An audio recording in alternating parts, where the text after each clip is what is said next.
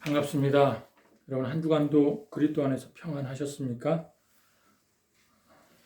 코로나로 매일매일 좀 힘든 시기를 겪고 있지만 저와 여러분이 예수를 믿는 믿음 안에서 영적 싸움에 늘 승리하고 하나님 중심으로 매일매일 살아가는 우리가 되길 주님의 이름으로 축원드립니다.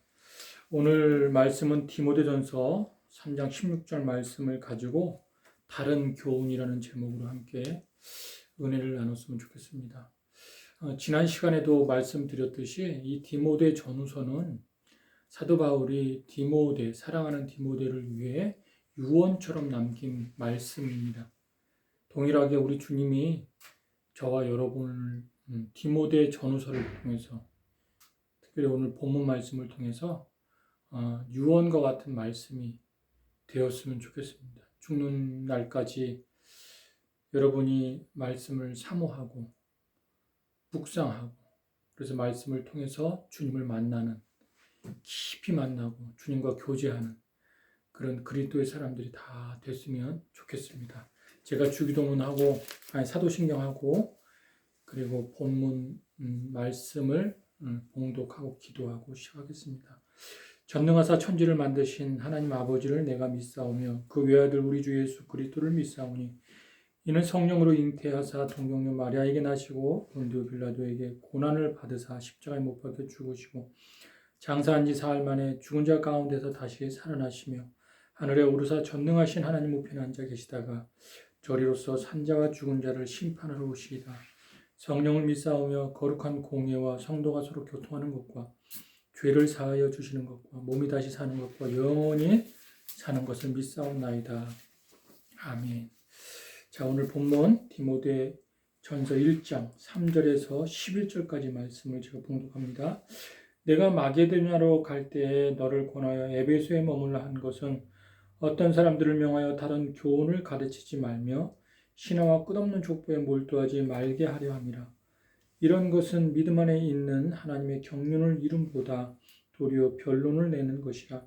이 교훈의 목적은 청결한 마음과 선한 양심과 거짓 없는 믿음에서 나오는 사랑이거늘 사람들이 이에서 벗어나 헛된 말에 빠져 율법의 선생이 되려 하나 자기가 말하는 것이나 자기가 확증하는 것도 깨닫지 못하는도다. 그러나 율법은 사람이 그것을 적법하게만 쓰면 선한 것임을 우리는 아노라. 알 것은 이것이니 율법은 옳은 사람을 위하여 세운 것이 아니요 오직 불법한 자와 복종하지 아니하는 자와 경건하지 아니한 자와 죄인과 거룩하지 아니한 자와 망령된 자와 아버지를 죽이는 자와 어머니를 죽이는 자와 살인하는 자며 음행하는 자와 남색하는 자와 인신매매를 하는 자와 거짓말하는 자와 거짓 맹세하는 자와 기타 바른 교훈을 거스르는 자를 위함이니 이 교훈은 내게 맡기신 바 복되신 하나님의 영광의 복음을 따름이니라. 아멘. 아멘. 잠시 기도합니다. 하나님, 세계 곳곳에 정말 재앙과 같은 일들이 일어나고 있습니다. 특별히 러시아와 우크라이나 전쟁이 발발하여 지금 그 지역의 국민들이 고통을 받고 있습니다. 하나님 그 신음소리를 들으사 하루속히 대화로 잘 풀어갈 수 있도록 이 전쟁을 막아주시고, 그리고 코로나로 또 대통령 선거로 정말 어지러운 전국 가운데 하나님께서 개입하여 주셔서 특별히 믿음의 사람들 마음이 요동치 않고 주님 말씀을 붙들고 기도하며 하루하루를 복되게 살아가게 도와주시고, 그리고 우리 병사들, 우리 간부들 주님이 늘 함께하여 주셔서 정말 안전하게 우리의 삶을 지켜주시고 보호하여 주시옵소서. 특별히 예배를 사모하여 이 시간 나왔사오니 하나님 깨닫게 하여 주시고 더 믿어지는 역사 주님의 큰 은혜로 함께하여 주셔서 한 주 한 주를 정말 신실하게 살아갈 수 있는 우리 어머니께 성도들 다 되게 하여 주시옵소서. 사랑이 많으신 예수님의 이름으로 기도드렸습니다. 아멘, 아멘. 우리 한번 본문 3절 말씀을 다시 한번 읽어보면 내가 마게도냐로 갈 때에 너를 권하여 에베소에 머물라 한 것은 어떤 사람들을 명하여 다른 교훈을 가르치지 말며라고 되어 있습니다. 사도 바울이 마게도냐를 떠날 때 에베소 교회에 사랑하는 디모데를 남겼습니다. 그 이유는 에베소 교회에 특히 에베소 그 지역에 다른 복음, 다른 교훈을 전하면서 성도들을 미혹해 하고 현혹해 하고 그리고 믿음을 약하게 하는 그 사람들이 있다는 거예요. 그래서 그 사람들이 다른 복음을 전하는 것을 디모데야 너는 막아라. 복된 아주 신실한 복음을 지키고 그것을 전하는 사람으로 다른 복음을 전함으로 그렇게 성도들을 미혹해 하는 걸 막아라 라고 해서 남겼다는 거예요. 그 다른 복음이 뭐냐? 그것이 4절에 나옵니다. 신하와 끝없는 족보에 몰두하지 말게 하려 함이라. 이런 것은 믿음 안에 있는 하나님의 경륜을 이름보다 도리어 변론을 내는 것이라. 자, 여기 다른 교훈이 크게 두 가지가 나옵니다. 하나는 신화예요, 신화. 또 하나는 족보, 끝없는 족보. 그러니까 다른 교훈을 전하는 사람들이 신화, 꾸며낸 이야기, 족보를 끊임없이 이야기하면서 그렇게 에베소에 있는 성도들을 그 믿음을 약하게 하고 현혹하고 미혹한다는 거예요. 여러분, 이 신화와 족보 이것이 사도 바울 당시나 오늘날이나 사람들을 굉장히 미혹해 합니다. 그 신화와 족보가 무엇인지에 대해서 좀 알아볼 거고요. 그리고 또 하나는 여기 보면은 이 4절에 보면 되게 중요한 얘기하는데 이런 것은 믿음 안에 있는 하나님의 경륜을 이름보다 도리어 변론을 내는 것이라. 자, 예수 그리스도를 믿는 것, 신실하게 믿으면 그 믿음이 쌓아서 하나님의 일하심을 많이 경험하게 돼요. 그게 하나님의 경륜이에요. 이건 하나님이 하셨네? 내가 한 것이 아니라 하나님이 하셨네? 이것도 하나님이 하셨네? 이것도 하나님의 일하심이네? 하면서 우리 신앙생활 주변에 내가 하나님을 믿으면서 하나님과 동행하면서 하나님과 교제하면서 하나님에 대한 경륜, 하나님의 일하심, 하나님이 은혜를 베푸셨고 기적을 베푸셨고 일하심들을 아주 우리 일상 사소한 것에 아주 구체적으로 보게 돼요. 그렇게 하면서 그 안에 사랑이 싹트고 그 안에 믿음이 싹트고 신앙이 자라면서 사람이 성숙해져 가는 거예요. 그게 내 안에 그리스도께서 그 역사하심을 통해 나는 잘 모르겠는데 주변 사람들이 보면 저 사람 변했어. 달라졌어. 참 사람이 괜찮은 사람이야. 그렇게 보게 된다는 거예요. 자, 그래서 오늘은 저와 여러분이 이 다른 교훈, 신화와 족보가 무엇인지에 대해서 좀 살펴보기로 하겠습니다. 빌립보서 3장에 보면은 사도 바울 자신을 사람들에게 이렇게 소개합니다. 나는 히브리인 중에 히브리인. 나는 태어난 지 8일 만에 할례를 받고 나는 베냐민 지파요. 나는 가말리엘 문화에서 공부를 한 사람이다. 그렇게 자신을 소개를 해요. 여러분, 이게 바로 족보와 깊이 연관되어 있어요. 족보와. 즉 다시 말해서 사도 바울은 나는 율법에 융통한 사람이다. 그러니까 이렇게 족보에 대한 이야기를 많이 하면 할수록 나는 특별한 사람이야. 나는 이 세상에 너희들과 같지 않아. 난 특별한 사람이야. 어떤 자기 자랑, 자기 능력을 드러내고 자기 이름을 드러내는 부분이 있어요. 그때 당시에도 다른 교훈 속에는 족보가 있었는데 그 족보에 자기는 특별한 사람이라고 자기를 드러내는. 그러니까 사도 바울이 얼마나 기세가 등등하고 자신감이 넘치겠습니까?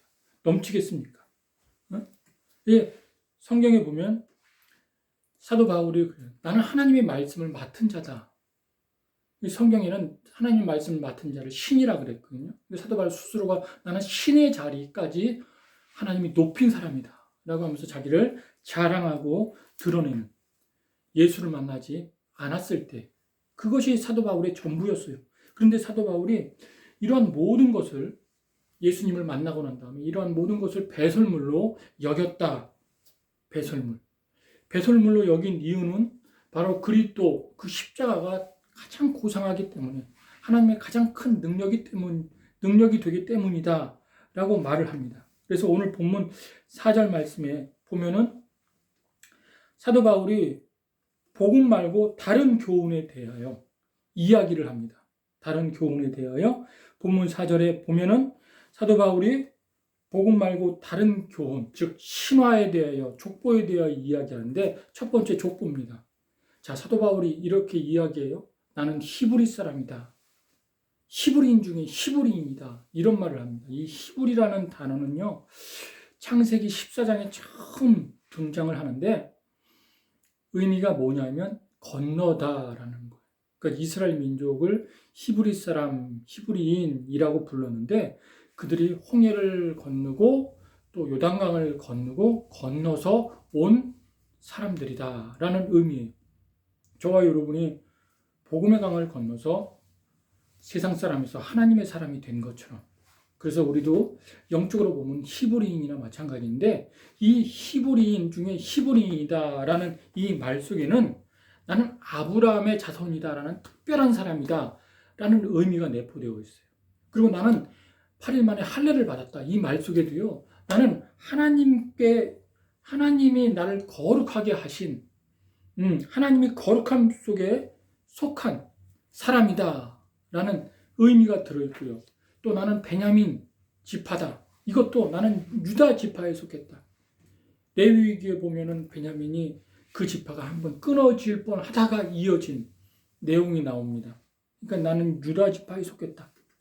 그러니까 사도 바울도 예수님 만나기 전에는 이 족보를 자랑하며 다녔어요. 그 이름을 드러내며 다녔어요. 나는 특별한 사람이야. 난 너희들과 같지 않아. 그러니까 족보에 대한 지식이 굉장히 많았던 사람입니다. 또 하나, 신화에 대한 부분입니다. 이 신화는 말 그대로 신에 대한 이야기인데, 실제적으로 이스라엘 민족은 유일신인 여호와 하나님 신만 믿었어요.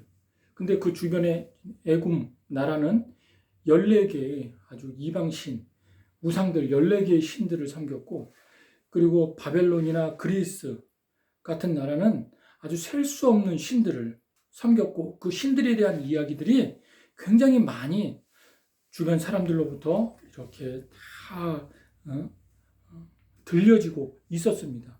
특별히 정통한 신들의 이야기가 있는데, 그 당시에 이런 이야기가 있어요. 하나의 큰 신이 있는데 그 신 중에서 하나가 이렇게 떨어져 나와가지고 나무에 들어가면은 그 나무를 만들고, 또 하나의 큰 신에서 떨어져 나온 어떤 작은 신이 동물에 들어가면은 동물을 만들고.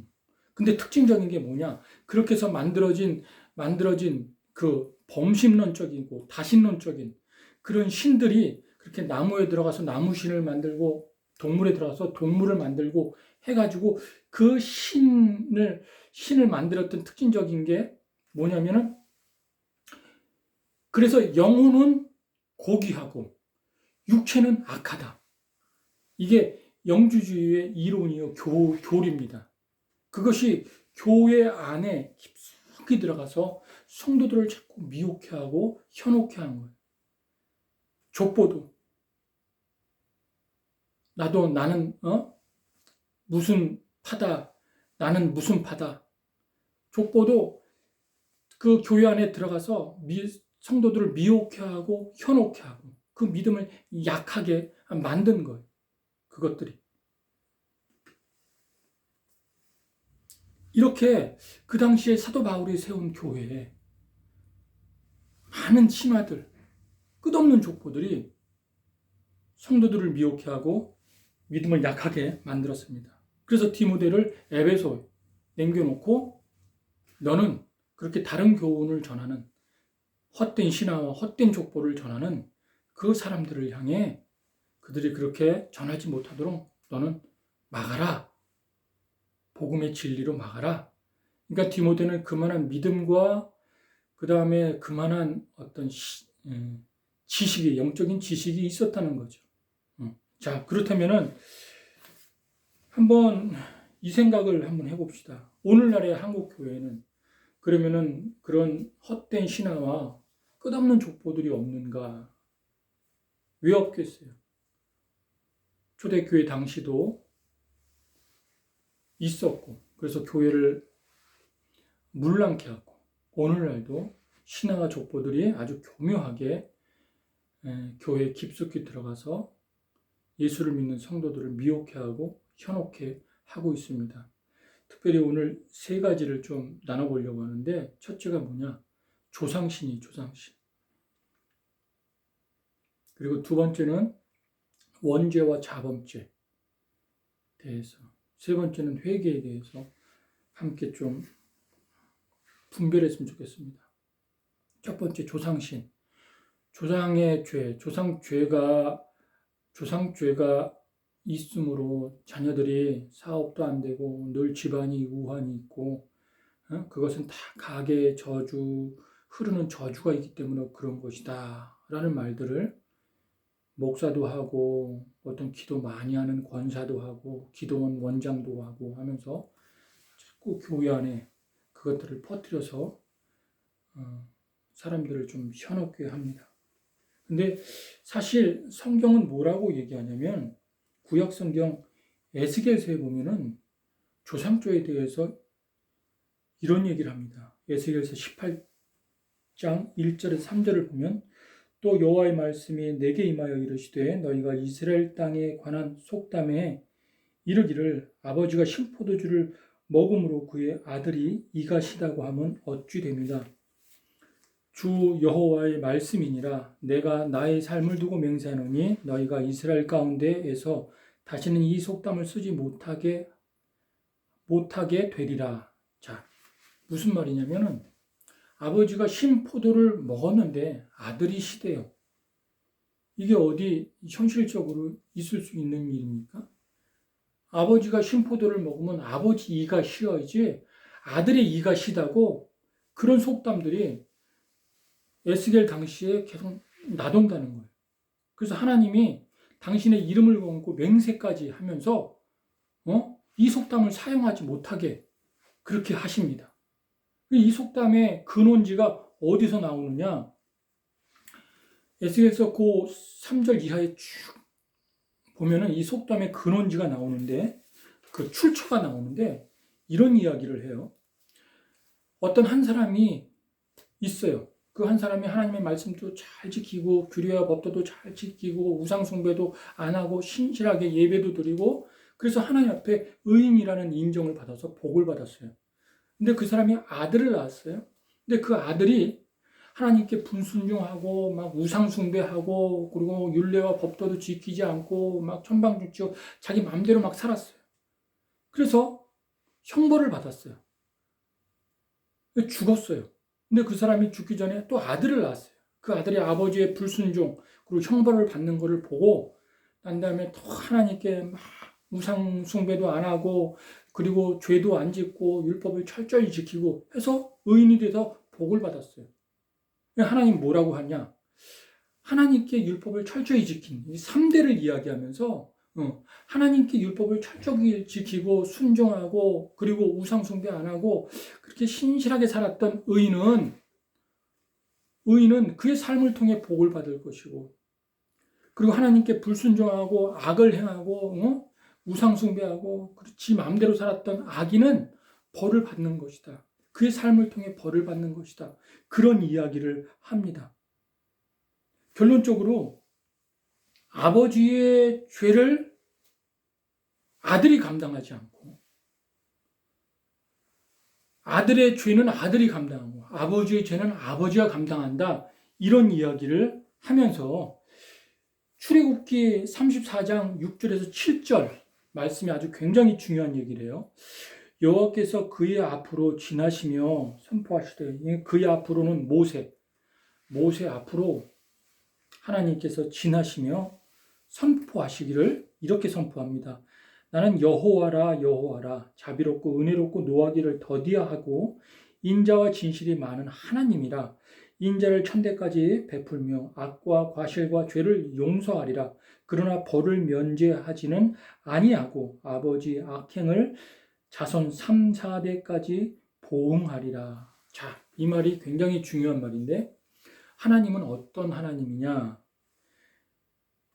자비롭고 은혜롭고 노하기를 더디하고 인자와 진실이 풍성하신 하나님, 인자를 천대까지 베풀며 악과 과실과 죄를 용서하시는 하나님이다 라는 말이에요. 그러니까 이스라엘 구약의 당시나 신약의 당시나 구약의 당시에 이스라엘 백성들이 죄를 지었어요. 자기 집에 길리온 양, 소, 염소를 가지고 성전에 나와 회개하면 용서를 구하면 하나님은 언제든지 용서해 주시는 하나님, 인자와 진실이 풍성하신 하나님, 천대까지 인자를 베푸시는 하나님, 그리고 악과 과실과 죄를 용서하시는 하나님이라고 그렇게 말씀을 합니다. 그러면서 거기 그 후반절에 보면은 그러나 벌을 면제하지는 아니하고 아버지 악행을 자손 3, 4대까지 보응하리라. 요 말을 가지고 어떤 목사나 또 기도 원장이나 사람들은 이렇게 이해를 하는 거예요. 아버지의 죄가 자손에까지 그 형벌이, 죄의 형벌이 이어진다. 가게에, 그 집안에 가게에 흐르는 저주가 있다. 이렇게 이해를 해가지고 그렇게 다른 교훈이거든요. 그런 의미가 아닙니다. 여기 보면 벌을 면제하지는 아니하고 아버지 악행을 자손 3세대까지 보응하리라. 이 구조는요, 조상죄의 형벌이 자녀에까지 옮겨지는 그런 뜻이 아니라 이 구조는 뭐냐면 이런 말이에요. 형벌을 받을 자가 따로 있다는 거예요. 그 죄에 형벌을 받을 자가 따로 정해져 있다는 거예요. 그러면 그 죄에 형벌을 받을 자가 따로 있다는 그 죄. 그러니까 이 사람은 뭐냐? 아무리 제사를 드려도 자기 죄를 가지고 제사를 지려도 그리고 아무리 용서를 구해도 하나님이 용서해 주지 않는 그런 형벌을 받을 자가 따로 있다는 거예요. 그 죄에 대한 형벌을. 그러면서 그게 뭐냐? 시편 109편 9절, 7절에 16절, 10절에 이렇게만 이야기합니다. 그가 심판을 받을 때에 죄인이 되어 나오게 하시며 그의 기도가 죄로 변하게 하시며 그의 연수를 짧게 하시며 그의 직분을 타인이 빼앗게 하시며 그의 자녀는 고아가 되고 그의 아내는 과부가 되며 그의 자녀들을 유리하며 구걸하고 그의 황폐한 집을 떠나 벌어먹게 하소서. 이 시편 109편은 다윗의 시입니다. 다윗의 시. 이 다윗이 누군가를 대상으로 기록했냐면 자기를 공격하고 박해하고 괴롭히는, 압제하는 그 사울과 사울의 그 신하들을 대상으로 그리고 다윗을 배신한 사람들을 대상으로 이 기도를 드려요. 자, 다윗은 그 이후에 올 예수 그리스도를 마음에 품고 살았던 사람이에요. 앞으로 올 메시아를 마음에 품고 살았던 사람이에요. 그래서 다윗은 곧 메시아 예수 그리스도의 그 상징, 표상이. 즉 다윗을 공격하고 다윗을 압제하고 박해하면 그것은 곧 예수 그리스도를 공격하고 압제하고 박해하는 거예요. 자, 사울도 하나님을 믿은 사람이에요. 사울의 신하들, 다윗을 배신한 사람들 다 하나님을 믿은 사람이에요.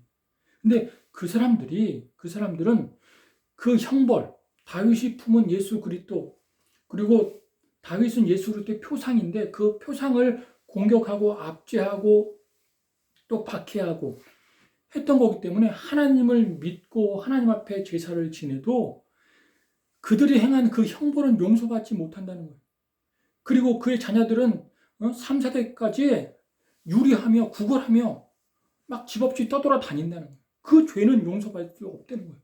그러면서 이 110편 109전 말씀을 사도 바울이 베드로가 사도행전의 베드로가 인용을 하면서 가룟 유다에 대해서 그 얘기를 합니다. 가룟 유다에 대해서. 사도행전 1장 17절에서 20절. 이 굉장히 중요한 말입니다. 이 사람은 본래 우리 수 가운데 참여하여 이 직무의 한 부분을 맡았던 자라. 가룟 유다에 대해서 이야기합니다. 이 사람이 불의삭수로 밭을 사고 후에 몸이 곤두박질하여 배가 터져 창자가 다 흘러나온지라. 이 일이 예루살렘에 사는 모든 사람에게 알려져 그들의 말로는 그 밭을 아겔다마라 하리니 이는 피밭이라는 뜻이라. 시편에 기록되었을 때 그의 거처를 황폐하게 하시며 거기 거하는 자가 없게 하소서 하였고 또 일렀을 때 그의 직분을 타인에게 취하게 하소서 하였다. 자, 이 얘기는 가룟 유다에 대한 얘기를 109편을 인용해서 베드로가 이야기한 것입니다. 자, 예수님께서 가룟 유다에게 뭐라고 얘기했죠? 저 사람은 차라리 태어나지 않았다면 그게 더 좋을 뻔 하였도다. 차라리 태어나지 않은 것이 더 좋을 뻔 하였도다. 그러니까 유다의 죄의 형벌, 예수님을 30냥에 팔고 예수님과 함께 3년 반 동안 동고동락했지만 그를 전혀 믿지도 않고 의지하지도 않고 그 마음에 다른 어떤 야망과 탐욕과 죄악을 품고서 살았던 사람이 그 형벌은 예수를 믿지 않는 그 형벌은 정해진 형벌이다. 정해진 형벌이다. 그 죄는 정해진 형벌이다. 그 죄에 대해서는 우리 주님께서 용납할 수 없다. 간과할 수 없다. 반드시 그 형벌은 반드시 받아야 된다. 그 말을 하는 거예요. 그 말을. 자, 그러면 보세요. 에스겔서에 나오는 것. 우리 하나님은 인자하심이 많고 그리고 또 어떤 죄와 과실과 그 다음에 악과 모든 죄를 용서하시는 그런 하나님이 그런 하나님. 그 마음에 주님을 품은 사람들 그리고 아직 전도가 안 됐지만 얼마든지 전도하면 하나님께로 돌아올 수. 우리는 몰라요. 우리는 그냥 복음을 전할 뿐인데 그 복음을 듣고 그래도 언젠가는 하나님께로 돌아올 그 사람들까지 그들이 다 죄를 용서하면 다 용서가 되는데 그 마음에 끝까지 그리고 죽는 날까지 이를 악물고 그렇게 복음을 전해도 이를 악물고 복음을 부정하고 거부하고 예수 그리스도를 마음에 받아들이지 않는 사람은 그 형벌은 마치 가룟 유다와 같이 그 형벌은 죽음으로 받을 것이다. 하나님과 영원히 단절되는 그 자체가 바로 형벌이에요. 영원히 죽을 것이다. 라고 이야기를 하는 거예요. 그리고 그의 자손들은 3, 4代까지 유리하며 구걸하며 그렇게 방황하는 신세가 될 것이다. 그러나 우리 하나님은 용서하는 하나님이라 예수 그리스도를 마음에 영접하고 주님을 찾는 자마다 천대까지 은혜를 베푸시는 인자를 베푸시는 그리고 용서를 구하시는 용서하시는 하나님이다 라고 말씀하고 있는 것입니다. 여러분 예수를 믿고 안 믿고 이 차이는 엄청난 거예요. 그래서 조상 죄가 자녀에게 흐른다. 우리 집안에 가게 저주가 흐른다는 말은 잘못된 말이죠. 또 신약 성경에 이 말을 또 반증하는 말이 있습니다. 예수님이 세례 요한이 예수님을 보고 뭐라 그랬죠? 세상 죄를 지고 가는 어린 양이로다. 이 세상 죄의 의미는요. 하나님이 만물을 창조하신 그 창세부터 시작해가지고 인간의 모든 과거, 현재, 미래의 모든 죄를 다 용서하셨다는 거예요. 그래서 예수를 믿는 것은 죄 없는 길을 걸어가는 거예요. 죄 없는 길을. 우리가 알고 지은 죄, 모르고 지은 죄, 그 죄도 정말 주님 앞에 내려놓고 또 회개하고 주님께 통해 자복하고 그리고 주님을 계속 믿으면요. 깨끗게 하고 정결케 하고 끊게 하시겠다는 거예요. 내가 내 힘으로 못 끊는 죄까지도 하나님이 끊게 해주시겠다는 거예요. 그러니까 죄 없는 길을 계속 걸어가는 거예요. 더 거룩하게, 더 진실하게 걸어가는 거예요.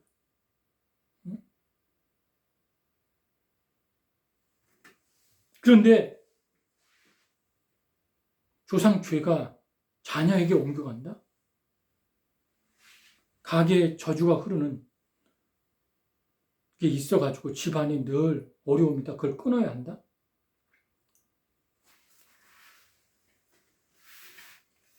주님이 끊게 해주셨는데. 여러분, 요한 1서 2장 1절에서 2절에 보면은 이런 말이 나옵니다. 나의 자녀들아, 내가 이것을 너희에게 쓰면 너희로 죄를 범하지 않게 하려 함이라. 만일 누가 죄를 범하여도 아버지 앞에서 우리에게 대언자가 있으니 곧 그 의로우신 예수 그리스도시라. 이 말이 무슨 말이냐? 사람이 죽으면 하나님 앞에 다 심판대 앞에 씁니다. 그리고 자기가 살아온 죄들이 필름처럼 다 지나 숨길 수가 없어요. 다 드러나요. 그때 그 죄를 보고 하나님 아버지가 심판을 하시려고 할 때 그때 예수님이 변호자로 주님, 이 친구의 죄 내가 십자가에서 감당했습니다. 주님.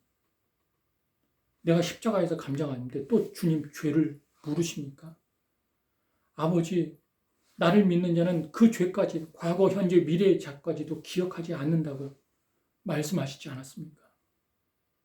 아버지가 그걸 어기면 아버지의 권위가 떨어지는 건데 아버지 나를 믿고서 정말 영적인 싸움과 죄와 싸움과 싸우면서 나를 믿고 따라온 내 친구인데 아버지 이 죄를 졌다고 아버지가 심판하지 않고 그 죄에서 구원하는 그 죽음에서 구원하는 나의 친구입니다. 그렇게 변호해 준다는 거예요. 이건 엄청난 일입니다. 우리에게. 그러니까 여러분 죄를 짓고 또 넘어지고 죄 짓고 넘어지고 그래도 여러분 포기하지 마시고 주님 앞에 나오세요. 그리고 주님께 간구하세요. 그리고 죄와의 싸움에서 악과의 싸움에서 나의 안 좋은 습관에서 끊임없이 고쳐달라고 바뀌게 해달라고 주님께 매달리세요. 그렇게 매달리고 간절하게 주님께 매달릴 때 여러분 주님이 능력이 나타나는데 주님의 역사가 일어나는데 그때 우리의 변화가 나타나는 것입니다. 그 가게 흐르는 저주 이런 걸 기도원 어떤 무슨 원장이나 목사들이 막 얘기하면서 교회에 분란을 일으키는데 이렇게요. 이런 식으로 얘기합니다. 기도 많이 해야 돼. 그러면 가게에 흐르는 저주를 어떤 저주가 흐르는지 알려줘. 조상죄가 뭔지 알려줘. 금식하며 기도해야 돼. 막 그래요. 그럼 성도들은 못 모르고 막 헌금하면서 갖다 바치면서 금식하며 기도를 합니다. 금식하며. 그래서 그걸 끊는다고 막 그래요. 그게 교회에 엄청 분란을 일으키는 거예요. 여러분 사단은요. 광명한 천사로 분장을 해가지고 변장을 해서 성도들 앞에 자꾸 주님은 죄를 기억지 아니하신다고 하는데 자꾸 사단은 그 과거에 현재에 잘못한 것, 허물, 죄들을 자꾸 기억나게 해요. 그래서 가정에, 교회에, 사람들의 관계에 자꾸 분란을 일으켜요. 아니 주님이 기억나지 않겠다. 예수를 믿으면 기억나지 않겠다. 세상죄를 지고 가는 어린 양. 그래서 십자가에 다 죄를 못 박았는데 사단은 자꾸 달라붙어가지고 너 이거 잘못했지, 너 저거 잘못했지, 너 이게 문제야, 너 저게 문제야 하면서 다 기억나게 해. 그래가지고 자기 삶을 엉망으로 만들고 사람들의 관계를 힘들게 만들어요. 복잡하게 만들어요. 이게 사단의 전략이에요. 거기에 넘어가면 안 돼요. 여러분, 가게에 흐르는 저주, 조상죄는 조상이 감당하는 거고, 내가 하나님께 순종하고 우상숭배 아니하고 율법과 규례를 지키고 순종하고 살아가면요, 복 받는 거예요. 복 받는 거. 그것을 명심하시기 바랍니다. 조상죄가 우리를 힘들게 한다. 거기에 현혹되지 마시기 바랍니다. 그 다음에 또 하나, 원죄와 자범죄에 대한 이야기. 원죄와 자범죄. 성경에는 원죄와 자범죄라는 말이 나오질 않습니다. 사람들이 꾸며낸 이야기, 꾸며낸 이야기. 이것도 하나의 신화 같은. 예수님이 성경에 이런 말을 했어요. 너희들 속에 음욕을 품은 자마다 이미 음욕을 가진 자, 그러니까 너희 속에 간음한 자마다 이미 간음하였느니라. 너희 속에 탐심을 가진 자마다 이미 탐심, 도둑질하였느니라. 그 말을 해요. 그 말은 예수님이 우리 마음속에 있는, 마음에 있는 생각, 마음에 있는 것이 곧 행동으로 반드시 나오기 때문에 행동으로 나오는 거나 마음에 있는 거나 똑같이 보고 있는 거예요. 그러면은 사람들이 논리적으로 마음에 있는 뿌리, 마음에 있는 것은 원죄고 그게 밖으로 나온 것은 자범죄다. 이런 식으로 논리를 펴가지고 이 뿌리, 마음에 있는 것은 하나님이 용서해 줘도 행동으로 실천하는 것, 그것은 따로 회개를 해야 된다. 이런 식으로 논리를 펴요. 여러분, 그것은 잘못된 논리입니다. 예수님 뭐라 그랬어요? 과수원 이야기하면서 열매 이야기하죠. 만약에 원죄가 뿌리고 자범죄가 열매라면 사과나무가 있어요. 사과나무. 사과나무가 있는데 거기에 배가 달렸어요. 그러면 그게 사과나무입니까? 배나무입니까? 배나무이죠. 배가 달렸는데 열매를 보고 그 나무를 안다고 그랬잖아요. 그렇게 사과나무인데 배가 달릴 수가 없어요. 감나무 있는데 밤이 달릴 수가 없어요. 반드시 그 뿌리에서 열매가 나오는 거예요. 사과나무는 반드시 사과가 달리고 배나무는 다같이 배가 달리는 거예요. 그럼 원죄를 용서해 주셨어요, 하나님이. 뿌리가 잘렸어요, 원죄 뿌리가 달렸어요. 그러면은 열매가 나옵니까?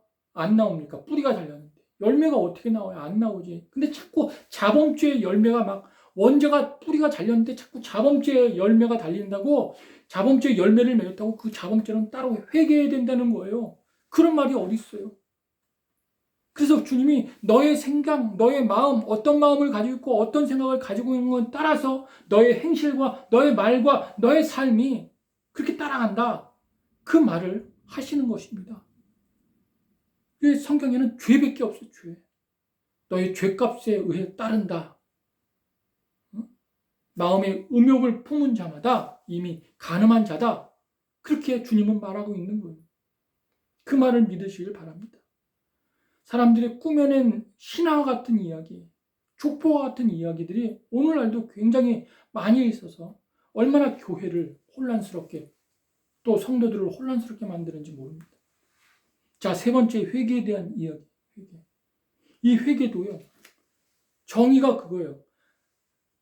가던 길을 돌아서는 게 회개예요. 내가 죄악된 길로 갔으면 돌아서는 게 회개예요. 그런데 회개를 죄짓고 회개하고 죄짓고 회개하고 이렇게 반복하는 그건 회개가 아닙니다. 그거는 반성이라 해요. 반성한다. 반성은 또 죄 지을 수 있어요. 그럼 또 반성하고 또 죄 짓고 반성하고 안 끊어져요. 그건. 근데 회개는요. 하나님의 도우심을 간절하게 구하는 거예요. 그리고 하나님의 능력을 체험하는 거예요. 그러면 우리 주님이 반드시 끊게 해주십니다. 반드시. 그게 회개예요. 우리 주님이 반드시 돌이키게 해주십니다. 그게 회개예요. 여러분, 도박 중독에 걸린 사람이 있어요. 근데 그 사람이 예수 믿는 사람이에요. 도박을 끊어야 되는데 너무 괴로워요. 근데 발걸음은 도박장으로 가. 도박하고 또 돌아와서 주님 잘못했습니다. 회개하고 또 도박하고 돌아와서 주님 잘못했습니다. 그 회개 아니에요. 그건 반성이에요. 근데 이 사람이 결단하고 주님께 간절히 매달려서 주님 도와주세요. 주님 살려주세요. 제발 붙들어 주세요. 도박 끊게 해주세요. 제 힘으로는 끊을 수 없습니다. 중독이 돼서 또 잊을만 하면 생각나고 잊을만 하면 생각나고 너무너무 삶이 힘듭니다. 하면서 주님께 간절히 주님의 능력을 구해요. 주님의 도우심을 구해요. 그 사람이 끊었을까요? 못 끊었을까요? 끊습니다. 동성애 문제, 자기 안의 상처, 무슨 판단하고 정죄하는 거 다 똑같습니다. 그것 때문에 내 인생이 꼬이고 괴롭고 힘들다. 삶이 버겁다. 주님 앞에 나가 주님 도와주세요. 간절하게 주님을 의지하고 구하세요. 구하라. 그럼 너희가 찾을 것이요. 두드리라. 그러면 열릴 것이요. 그러지 않았습니까? 그렇게 주님 닮길 원하고 주님의 길을 따르길 원하는데 그건 다른 방법 없습니다. 간절하게 주님께 구하세요. 그럼 반드시 끊게 해주세요.